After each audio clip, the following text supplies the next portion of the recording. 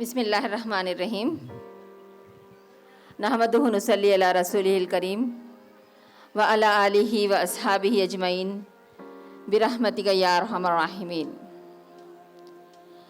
رب اشرح لی صدری ویسر لی امری واحلل عقدۃ من لسانی یفقہوا قولی۔ فاعوذ باللہ من الشیطان الرجیم، بسم اللہ الرحمن الرحیم۔ الحمدللہ الذی ہدانا لہذا وما کننا لنہتدی لولا ان ہدانا اللہ۔ صدق اللہ العظیم والمولا الکریم۔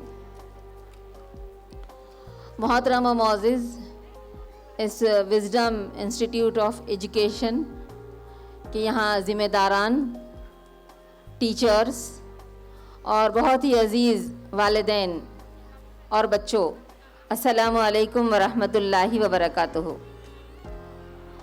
الحمدللہ آپ کے اس بیدر شہر میں آ کر اور آپ تمام سے یہاں ملاقات کر کے بہت ہی خوشی محسوس ہو رہی ہے کہ اقرا جو پہلا ورڈ ہے قرآن مجید کا پڑھ، اس کو لے کر ہماری اس ملت میں، ملت اسلامیہ میں جو اب اور زیادہ اویئرنیس دکھائی دے رہا ہے، اور ہمارے والدین اور ہمارے ٹیچرز اور ہمارے اس ملت کے رہنما ملت کے نونہالوں کو تعلیم دلوانے کے لیے آگے بڑھ رہے ہیں، اور اس کے بہترین نتائج ہمارے سامنے ہیں۔ ہم ٹیچرز اور والدین ہم مل کر بچوں کی جو تربیت، ان کو جو نکھارنے کا کام ہے، ان کو جو سنوارنے کا کام ہے، اس کام کو ہم انجام دے رہے ہیں۔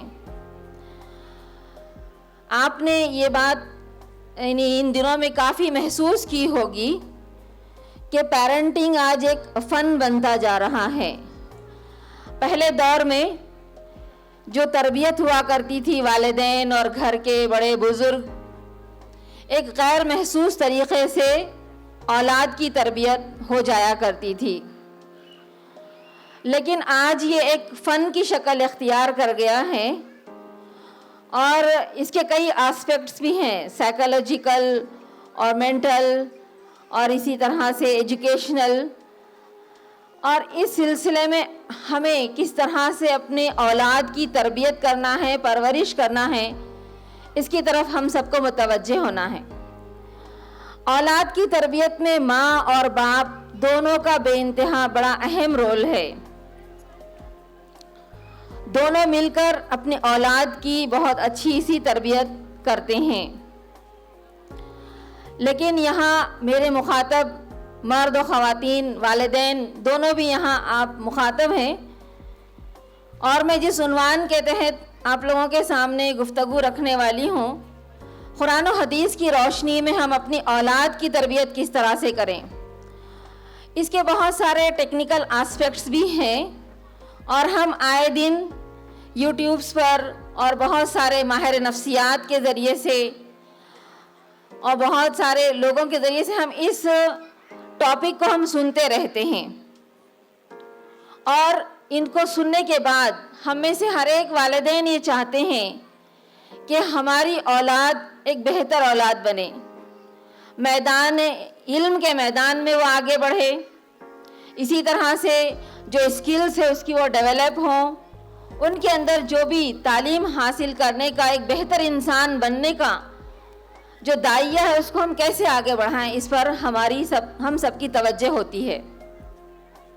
اور ہم سب یہ چاہتے ہیں کہ ہماری اولاد ایک بہتر مقام اس دنیا میں حاصل کرے، بہت اچھے سے علم حاصل کرے، فرما بردار بن کر رہے۔ تو جب ہم اس سلسلے میں قرآن مجید پر نظر ڈالتے ہیں کہ کس طرح سے پیغمبروں نے اپنے اولاد کی تعلیم و تربیت کی طرف توجہ دی، تو وہاں ہمیں حضرت یعقوب علیہ السلام کے بارے میں ملتا ہے۔ یعقوب علیہ السلام کے بارے میں قرآن مجید میں اللہ تعالیٰ ارشاد فرماتے ہیں، ام کنتم شہداء اذا حضر یعقوب الموت، کیا تم اس وقت حاضر تھے جب یعقوب علیہ السلام کو، یعنی ان کی موت کا وقت آیا، تو اذ قال لبنیہ، انہوں نے اپنے بچوں سے پوچھا ما تعبدون من بعدی، تم کس کی عبادت کرو گے میرے بعد؟ تو بچوں نے جواب دیا قالوا نعبد الہک و الہ آبائک، ہم عبادت کریں گے تیرے الہ کی اور تیرے باپ دادا، یعنی ہمارے جو باپ دادا گزرے ہیں ان کے معبود کی ہم عبادت کریں گے، اس کے الہ کی ہم عبادت کریں گے۔ تو قرآن مجید میں جب ہم ان الفاظ کو ہم پڑھتے ہیں تو وہ ہمارے سامنے جو بات آتی ہے وہ یہ کہ اولاد کی تربیت کے سلسلے میں سب سے پہلے جو بات ان کے ذہن میں آئی ہے کہ میرے بعد تم کس کی عبادت کرو گے۔ تو یہاں یہ بات ہمارے ذہن میں آتی ہے کہ جب ہم اولاد کی تربیت کے سلسلے میں ہم متوجہ ہوتے ہیں تو ہم کو سب سے پہلے یہ دیکھنا ہوگا کہ ہم اپنی اولاد کو کیسے توحید پر قائم رکھیں، کیسے ایک اللہ کی عبادت کی طرف ہم لے کر آئیں۔ دیکھیے جب اولاد پیدا ہوتی ہے، بڑھتی ہے، اولاد کی تربیت کے سلسلے میں ماہرین کا کہنا تو یہ ہے کہ ہم اپنی اولاد کو، اپنی نسل کو کس طرح دیکھنا چاہتے ہیں تو اس کی تیاری ہمیں اپنے بیٹا یا بیٹی کی شادی سے پہلے ہی اس کی تیاری ہمیں کرنا ہوگی کہ ہم اپنی اولاد کو کس طرح دیکھنا چاہتے ہیں، ہماری نسل کو ہم کس طرح دیکھنا چاہتے ہیں۔ اسی مناسبت سے پھر اولاد کی تربیت ہوگی، اولاد کی پرورش ہوگی۔ لیکن آج ہم جب جاگتے ہیں، اپنی اولاد کی تربیت کی طرف متوجہ ہوتے ہیں، جب ہمارا بچہ پیدا ہو چکا ہوتا ہے اور اپنی زندگی کے کچھ سال بھی وہ گزار چکا ہوتا ہے، لیکن اب یہاں بھی ہمیں مایوس نہیں ہونا ہے، خاموش نہیں بیٹھنا ہے، بلکہ ہمیں یہ دیکھنے کی کوشش کرنا ہے کہ ہم ابھی وقت نہیں گیا، ہم اپنی اولاد کی تربیت کیسے کر سکتے ہیں۔ تو جیسے میں نے بتایا کہ کس طرح پہلے توحید کی طرف، توحید کے سلسلے میں کہ میرے بعد تم کس کی عبادت کرو گے، تو ان چیزوں پر، توحید پر لانے کے لیے اپنی اولاد کی تربیت کس طرح سے ہو، اس کے لیے ماں اور باپ دونوں کو بھی وہ تعلیمات حاصل کرنی ہوگی توحید کے سلسلے میں کہ توحید کیا ہے اور میں اپنے بچے کو شروع سے توحید پر میں کیسے قائم رکھوں گی، کیسے اس کو اس کی جانب لے کر آؤں گی، شروعات سے ہی میں کیسے اس کے اندر اللہ تعالیٰ کے ایک ہونے کا احساس میں اس کے اندر بٹھاؤں گی۔ تو یہاں پر ہمیں یہ بات ملتی ہے۔ اسی طرح اگر ہم سورہ لقمان کی تلاوت کرتے ہیں تو وہاں پر بہت ہی مفصل انداز میں لقمان حکیم نے اپنے بیٹے کو جو نصیحتیں کی ہیں، تو ان نصیحتوں میں ہمارے لیے بھی آج بہت بڑا سبق ہے کہ ہم اپنے اولاد کی تربیت ان نصیحتوں کے مطابق آج ہمیں کرنے کی ضرورت ہے۔ جب ہم سورہ لقمان کی آیت نمبر 13 سے 19 تک کا مطالعہ کرتے ہیں، اور میں آپ تمام سے بھی یہ گزارش کرنا چاہوں گی کہ آپ لوگ ضرور گھر جا کر اس کی اسٹڈی کیجئے، اس کو پڑھیے، صرف ایک تفسیر سے نہیں بلکہ کئی تفاسیر کے ساتھ اس کا مطالعہ کیجئے۔ تو ہمارے سامنے جو بات آتی ہے وہ یہ کہ لقمان حکیم نے جو سب سے پہلے اپنے بیٹے کے بارے میں کہا، اپنے بیٹے سے کہا، اپنے بیٹے کو جب وہ نصیحتیں کرتے ہیں تو سب سے پہلے وہ یہ بات کہتے ہیں کہ لا تشرک باللہ ان الشرک لظلم عظیم، کہ تم اللہ کے ساتھ کسی کو شریک نہ کرو، اور بے شک شرک ایک بہت بڑا گناہ ہے، بہت عظیم گناہ ہے، بہت بڑا ظلم ہے۔ یعنی ظلم یعنی اپنے آپ پر ظلم ہے، اگر ہم شرک کر رہے ہیں تو گویا اپنے آپ پر ظلم کر رہے ہیں۔ تو یہ عقیدہ بچے کے ذہن میں عقیدے کو بٹھانا، یہ ہم والدین کی سب سے پہلے پرائرٹی ہونی چاہیے۔ سب سے پہلے ہم کو اس بات کو ترجیح دینا ہے کہ ہم کیسے اللہ تعالیٰ کے معبود ہونے پر اور اللہ کے ایک معبود ہونے پر ہم اپنے بچوں کی کس طرح سے تربیت کریں، اور انہیں ہم سمجھائیں کہ کس طرح ہمیں تمام انہی چیزوں کو چھوڑ کر صرف اور صرف ایک معبود کو ہمیں اسی کی عبادت کی طرف ہم اپنے بچے کو لانے کی کوشش کریں گے۔ پھر اسی طرح سے دوسری بات جو سامنے آتی ہے، وہاں دوسری نصیحت جو لقمان حکیم اپنے بیٹے کو کہتے ہیں وہ والدین کا احترام ہے۔ وَوَصَّيْنَا الْإِنسَانَ بِوَالِدَيْهِ کہہ کر وہاں پر آ رہا ہے، اور خاص طور سے ماں کے بارے میں یہ آ رہا ہے کہ ماں نے تمہیں کمزوری پر کمزوری کے ساتھ اٹھائے رکھا، اپنے پیٹ میں رکھا، اور پھر اس کے بعد دودھ پلانا اور اس کو دودھ چھڑانا. تو یہ جو مشقتیں ہیں ماں کی مشقتوں کو بتا کر یہ بات رکھی گئی کہ تم اپنے والدین کا بہترین احترام کرو. تو یہ ماں باپ کی ذمہ داری ہے کہ وہ والدین کا احترام اپنے بچوں کے ذہنوں میں بٹھائیں. ہم اگر ان کے سامنے یہ بات رکھیں گے، شروع سے ان کی اس طرح سے تربیت ہوگی، تو بچے آگے چل کر والدین کا، ماں اور باپ دونوں کا احترام کریں گے.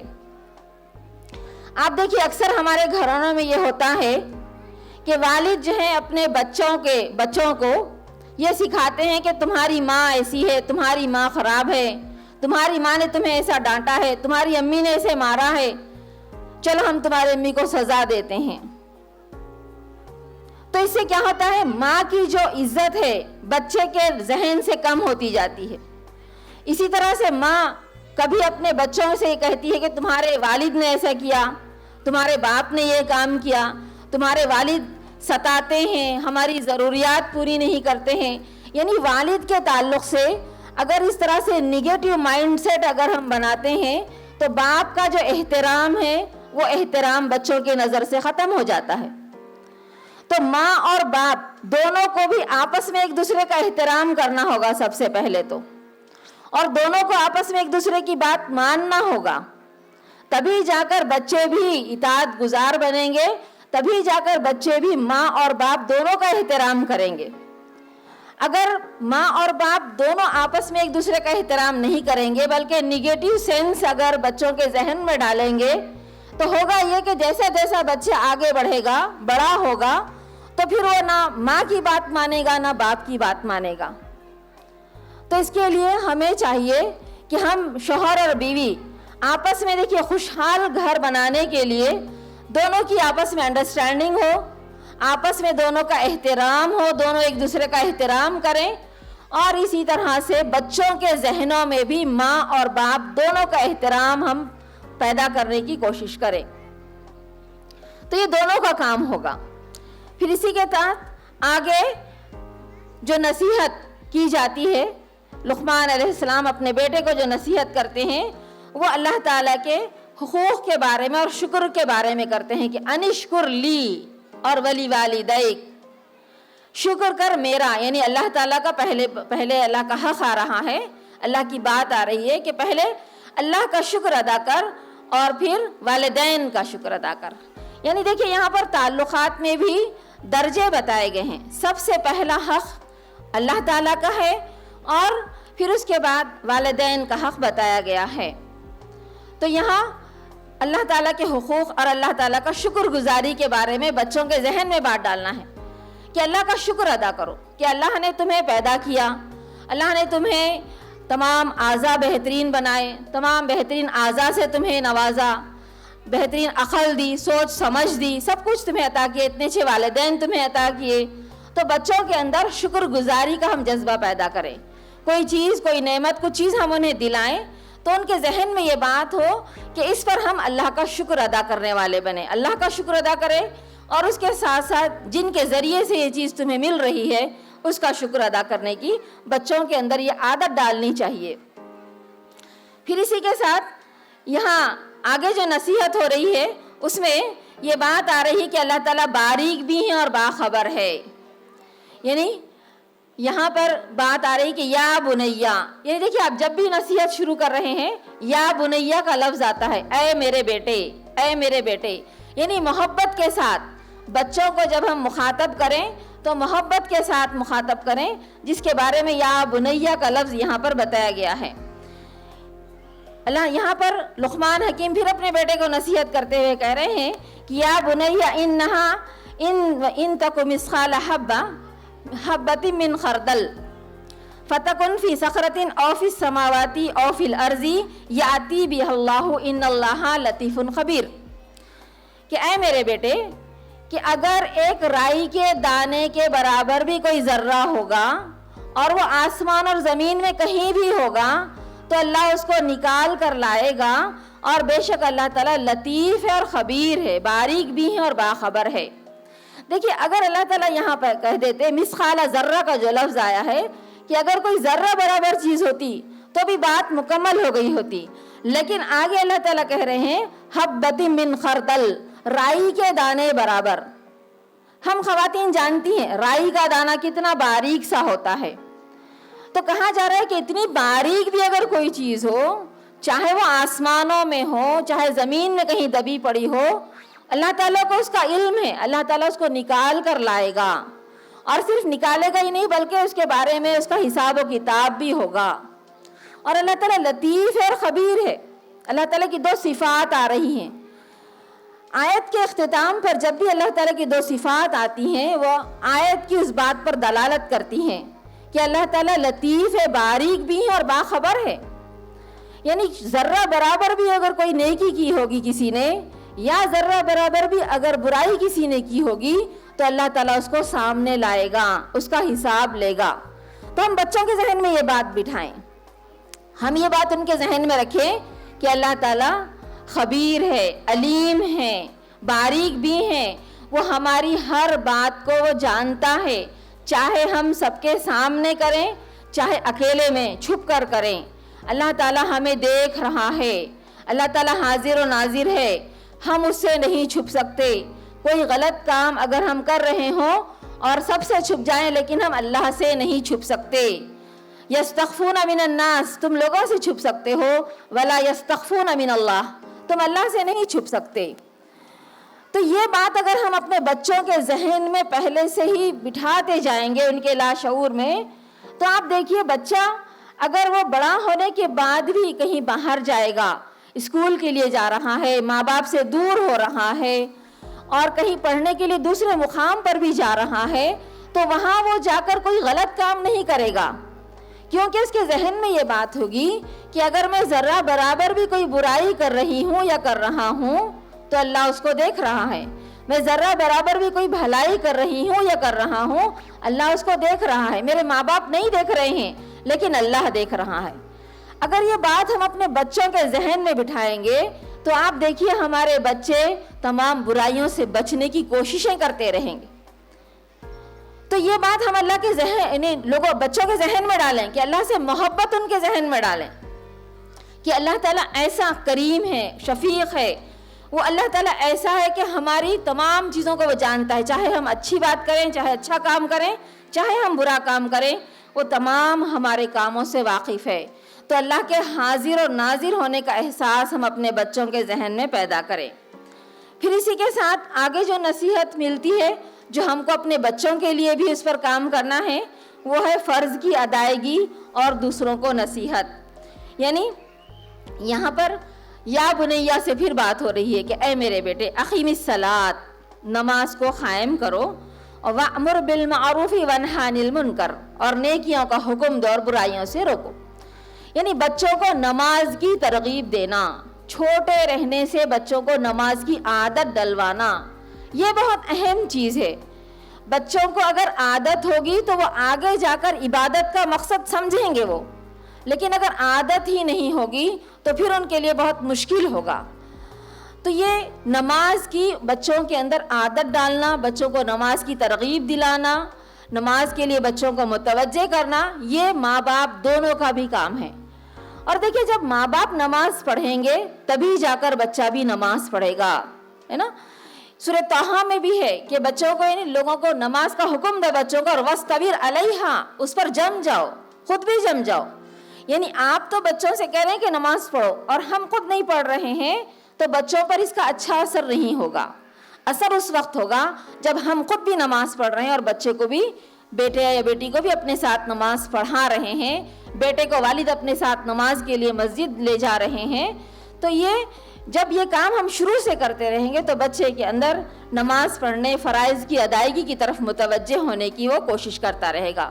تو اللہ تعالیٰ کی شکر گزاری کے لیے، اللہ کی اطاعت کے لیے نماز پڑھنا ہے.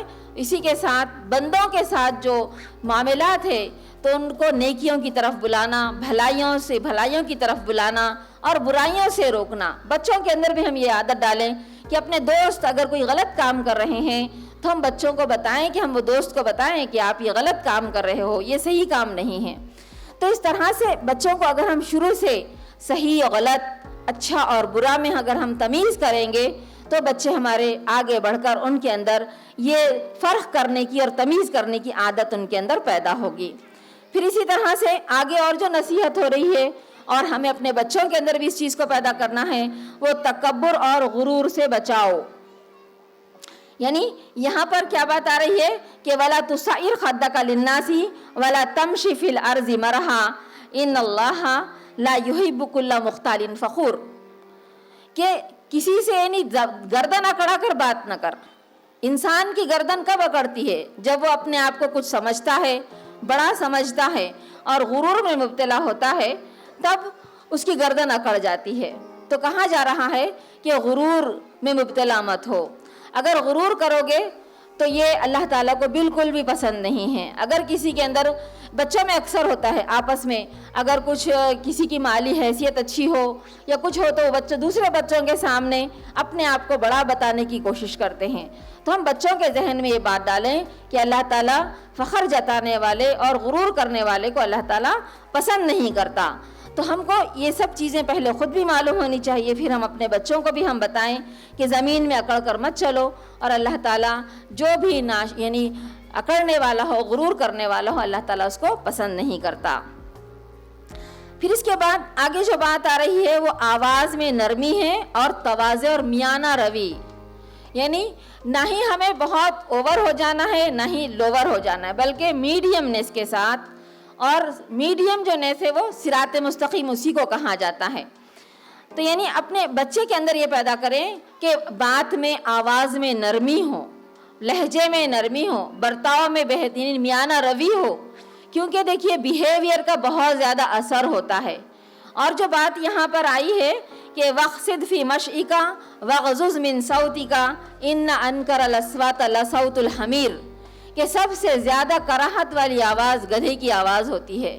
تو یہاں بتایا گیا ہے کہ آواز میں نرمی رکھو، لہجے کو اپنا بہتر بناؤ، تو ہم اپنے بچے کی تربیت بھی اسی نہج پر ہم کرنے کی کوشش کرتے رہیں گے۔ تو یہاں دیکھیے یہ ساری چیزیں، نصیحتیں آ رہی ہیں۔ اسی کے ساتھ ساتھ ہمیں اس بات پر بھی توجہ رکھنا ہے کہ والدین آپس میں انڈرسٹینڈنگ کے ساتھ رہیں۔ اگر ہم آپس میں جھگڑا کریں گے، آپس میں ہمارے اختلافات ہوں گے اور ہم بچوں کے سامنے جھگڑا کریں گے، تو اس جھگڑے کے بچوں پر بہت زیادہ منفی اثرات پڑتے ہیں۔ دیکھیے اختلافات کہاں نہیں ہوتے، کہاں یعنی آپس میں ایک دوسرے سے تکرار نہیں ہوتی، یہ نیچرل چیز ہے۔ لیکن اگر ہم اس کو آگے بڑھا کر اس کو اگر جھگڑے کی شکل اس کو اختیار کر لے، تو آپ دیکھیے اکثر گھرانوں میں والدین کیا کرتے ہیں، بچوں کے سامنے ہی جھگڑے کر لیتے ہیں، ایک دوسرے کو برا بھلا کہتے ہیں، اور یہاں تک کہ مار پیٹ کی نوبت آ جاتی ہے۔ تو بچوں کے سامنے ہم اس طرح کے کام نہ کریں۔ جو بھی اختلافات ہو، اکیلے میں، خاموشی میں، جو بھی ہم اس کو سالو کرنا ہے، کیسے حل کرنا ہے، ہم اس کو دیکھیں۔ جذبات میں آ کر ہم ایک دوسرے پر ہاتھ اٹھائیں گے، دست درازی کریں گے، زبان چلائیں گے، تو ہوگا کیا کہ بچوں کے ذہن میں وہی چیزیں بیٹھیں گی، اور پھر اس کے بعد ماں اور باپ دونوں کے درمیان میں بات چیت بند ہو جاتی ہے، اور درمیان میں بچے ہوتے ہیں، اور ان بچوں کے ذریعے سے ہی ماں جو ہے کام کرواتی ہے، باپ کے کام، اور باپ جو ہے اپنے کام کرواتا ہے ان بچوں کے ذریعے سے۔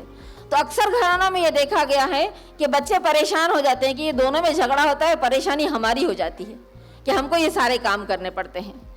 تو یہ جو عادت ہے، اس سے بچوں کے ذہن میں بہت منفی اثر پڑتا ہے، نگیٹو اثر پڑتا ہے، بچے آگے سماج میں اچھے سے سروائیو نہیں کر پاتے، اور وہ اسی طرح سے ان کے ذہنوں میں بھی ایک دشمنی، رغبت اور اس طرح کی یعنی آپس میں ایک دوسرے کے تعلق سے غلط جذبات، اس طرح کی چیزیں آنا شروع ہو جاتی ہیں۔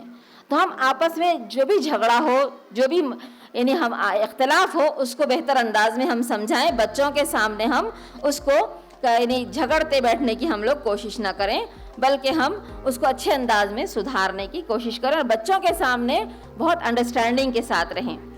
پھر اسی کے ساتھ دیکھیے آج جو ہمارا وقت کا ضیاع، وقت کا جو نقصان ہے، وہ موبائل اور سوشل میڈیا وغیرہ، یہ ساری چیزیں جو ہمارے وقت کو ضائع کر رہی ہیں۔ آج جس دور سے ہم گزر رہے ہیں وہاں بہت ضروری ہے. یہ سوشل میڈیا ہے, یہ گیڈجٹس ہیں, یہ موبائل ہے, یہ سب کچھ ہمارے لیے آج بہت ضروری ہے. وقت کی ضرورت ہے, نالج میں اضافہ ہوتا ہے. بچوں کی تعلیم, بچے آج یہیں سے سب کچھ لکھ پڑھ رہے ہیں. بچوں کے ہوم ورکس بھی اس پر آتے ہیں, بچے بھی وہاں سے نکال کر اپنے پروجیکٹس تیار کرتے ہیں. تو یہ موبائل اور یہ جو سوشل میڈیا ہے یہ وقت کی اہم ضرورت ہے. اس کو استعمال کرنا ہے, لیکن اس کا استعمال کیسے ہو یہ ہم کو اس پر غور و فکر کرنے کی ضرورت ہے. اس سلسلے میں دیکھیے ہم لوگ اپنے گھر کا ایک ٹائم ٹیبل ہم کو بنانا ہوگا کہ اتنے ٹائم ٹیبل پر جب ہم گھر میں رہیں گے کتنے وقت تک ہم موبائل دیکھیں گے, پھر اس کے بعد سب کا موبائل بند رہے گا, سب کا موبائل ایک جگہ رکھا ہوا رہے گا اور ہم سب آپس میں مطالعہ کریں گے, کتابیں لیں گے, پڑھیں گے, بیٹھیں گے. تو اس طرح کی انڈرسٹینڈنگ میاں بیوی اور بچے سب مل کر بیٹھ کر یہ ٹائم ٹیبل بنائیں اور پھر اس ٹائم ٹیبل کا ہر 8 دن میں ایک مرتبہ جائزہ ہم لے کر دیکھیں کہ کتنا ہم اس ٹائم ٹیبل پر عمل کر پا رہے ہیں. تو اس طرح اگر ہم اپنے گھر کے ماحول کو ایک خوشگوار ماحول بنائیں گے اور ان چیزوں کا استعمال ہم بہت اچھے سے کریں گے اور جو بھی اچھی بات ہم پڑھ رہے ہیں, سمجھ رہے ہیں, اس کو اچھے سے ایک بڑے بولڈ لیٹرز میں ہم لکھ کر دیوار پر لگائیں گے, بورڈز کا استعمال کریں گے, تو یہ بچوں کے ذہن میں یہ تمام چیزیں بیٹھتی چلی جائیں گی. تو یہاں ہم کو ان سب چیزوں پر غور و فکر کریں. پھر اس کے ساتھ دیکھیے ماں جو ہوتی ہے خاص طور سے بچوں کی جسمانی صحت, ان کی ذہنی صحت اور ان کی نفسیاتی صحت کا خیال رکھنا بے انتہا ضروری ہوتا ہے. جسمانی صحت کے سلسلے میں آج کل دیکھیے ہمارے بچے بہت زیادہ یہ باہر کے جو پیکڈ فوڈز ہیں اس کو کھانے میں بہت رغبت محسوس کرتے ہیں. تو ہم بچوں کو سمجھائیں کہ وہ پیکڈ فوڈز ہمارے لیے کتنے نقصان دہ ہیں. ایسے کئی ویڈیوز بھی ہمارے پاس ہیں, تو ہم بیٹھ کر بچوں کو سمجھائیں, بتائیں, کبھی کبھار وہ بھی دیں, لیکن بچوں کو ہم بہت اچھے سے ہیلدی فوڈز اپنے گھر میں ہم بنا کر دینے کی کوشش کریں. بچوں کو سمجھائیں, انہی کے سامنے وہ سب چیزیں, بچوں کو ایک پروجیکٹ دیں اور بتائیں کہ دیکھو یہ فوڈز میں جو باہر کے پیکڈ فوڈز ہیں اور جو ہیلدی فوڈز گھر میں بنائے جاتے ہیں دونوں میں کیا فرق ہے. تو بچوں کو جب ہم سمجھانے کی کوشش کریں, آج کل کے بچے دیکھیے آپ بغیر یعنی سب چیزیں سامنے رکھنے کے بعد ہی بچوں کو سمجھا سکتے ہیں. پہلے جب ہم لوگ چھوٹے تھے, جب بڑے اگر ہم سے کہتے تھے کہ یہ کام نہیں کرنا ہے تو ہم لوگ خاموش ہو جاتے تھے. لیکن آج کے بچے یہ کیوں نہیں کرنا ہے اس کی تہ میں جاتے ہیں, اس کو جاننا چاہتے ہیں. تو ایسے دور میں ہم کو بچوں کو ساری چیزیں بتانی ہوگی, ان کے ساتھ ہم کو بہترین انداز میں ان سے مشورہ بھی کرنا ہوگا. دیکھیے یعنی پہلے یہ ہوتا تھا کہ سب کچھ جو ہے بچوں کے بارے میں ماں باپ ہی فیصلے کر لیا کرتے تھے, لیکن آج چھوٹا بھی بچہ ہو تو اس کے بارے میں بھی آپ کو کچھ فیصلہ کرنا ہے تو اس کو بٹھا کر آپ کو سمجھانا ہوگا کہ اب تمہیں پڑھائی کرنا ہے, تمہیں کیسے کرنا ہوگا, ٹائم ٹیبل بنانا ہے. چلیے ہم لوگ بیٹھیں گے, ٹائم ٹیبل بنائیں گے, مل کر بنائیں گے. تو بچوں کو بھی ہم اگر ساتھ میں رکھ کر مشورے کے ساتھ بناتے ہیں, کام کرتے ہیں, تو یہ بچے بھی ایسا لگے گا کہ ہم بھی اس میں شریک تھے. اگر ہم یہ ٹائم ٹیبل پورا نہیں کر پا رہے ہیں تو اس میں ہماری بھی کہیں کوتاہی ہے. تو یہ ساری چیزوں کا اگر ہم ٹائم ٹیبل کے ساتھ بچوں کو یہ سارے کام کروائیں گے تو پھر دیکھیے بچے بھی اس کے عادی بنتے چلے جائیں گے, اس کے پابند ہوں گے. تو یہاں ہم دونوں یعنی شوہر اور بیوی دونوں کو مل کر اپنے اولاد کی تربیت کے لیے اس طرح کا معاملہ کرنا ہوگا, ایسے ساری کام ہمیں کرنے ہوں گے. اکثر دیکھیے والد جو ہوتے ہیں وہ یہ سمجھتے ہیں کہ یہ سارا کام ماں کا ہے اور پھر وہ آفس ٹائم کے بعد یا اپنے کام کاج کے بعد وہ اپنا زیادہ تر وقت باہر گزارتے ہیں. تو ایسے وقت میں والد کا بھی یہ کام ہو کہ اپنے وقت کا ٹائم ٹیبل بنا کر بچوں کے ساتھ وقت گزاریں, کوالٹی ٹائم ہم گزاریں, بچوں کو یعنی ساتھ رہ کر ان کو بھی اس کی اہمیت کا احساس دلائیں. اگر بزنس کرتے ہوں والد تو چھٹی کا دن پورا اپنے بچوں کے ساتھ بتانے کی کوشش کریں. پورا اس طرح سے ٹائم ٹیبل بنائیں کہ بچوں کو ہم کیسے کہاں لے جائیں گے, کدھر گھومنے جائیں گے, یا گھر میں رہیں گے تو ہم کیسے کریں گے. تو یہ سارے اگر ہم اس طرح سے کام کریں گے تو گھر کو ایک خوشگوار گھر ہم بنا سکتے ہیں. اور اس میں دونوں کا ہاتھ ہے, دونوں مل کر ان کاموں کو ہمیں کرنا ہوگا, تبھی جا کر ہم ان سب چیزوں کو بہتر انداز میں کر سکیں گے. ورنہ پھر جو ہے ایک دوسرے پر بلیم کرنے سے کوئی فائدہ نہیں ہوگا. اکثر ہمارے پاس بچے اگر سمجھے ناکام ہوتے ہیں تو ماں کو بلیم کیا جاتا ہے کہ تمہاری جو ہے یہ ساری کاموں کرتوتوں کی وجہ سے، تمہارے سائڈ لینے کی وجہ سے آج بچہ یہ ہمارا ناکام ہو گیا ہے. یا پھر مائیں جو ہے باپ کا جو ہے بلیم کرتی ہیں والد کو کہ تم توجہ نہیں دینے کی وجہ سے آج بچے کی یہ چیز ہو گئی ہے. تو یہ بلیم گیم کو ہم ختم کریں، اپنی اپنی ذمہ داریوں کی طرف ہم آئیں، ہم اپنی ذمہ داریوں کو دیکھیں، سمجھیں، اور دونوں مل کر انڈرسٹینڈنگ کے ساتھ اپنی اولاد کو ایک بہترین اولاد بنانے کی ہم کوشش کریں. دیکھیے تربیت بھی کرنا ضروری ہے اور ماحول کا ملنا بھی ضروری ہے. اس سلسلے میں میں آپ کو ایک واقعہ بتاتے ہوئے اپنی بات کو میں ختم کروں گی کہ تربیت بھی ضروری ہے اور ماحول بھی ضروری ہے. ایک دفعہ ایک دربار بھرا ہوا تھا بادشاہ کا، اور اس دربار میں بادشاہ نے ایک سوال پوچھ لیا کہ تربیت ضروری ہے یا ماحول ضروری ہے.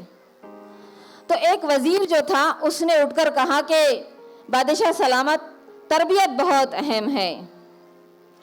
اور ایک نے کہا کہ نہیں، تربیت بھی اہم ہے اور ماحول بھی اہم ہے. تو ان دونوں وزیروں کو کچھ مہلت دی گئی اور بتایا گیا کہ تم اس کو پروف کر کے بتاؤ، اس کو بتا کر بتاؤ کہ تربیت ضروری ہے یا ماحول ضروری ہے، دونوں بھی چیزیں چاہیے.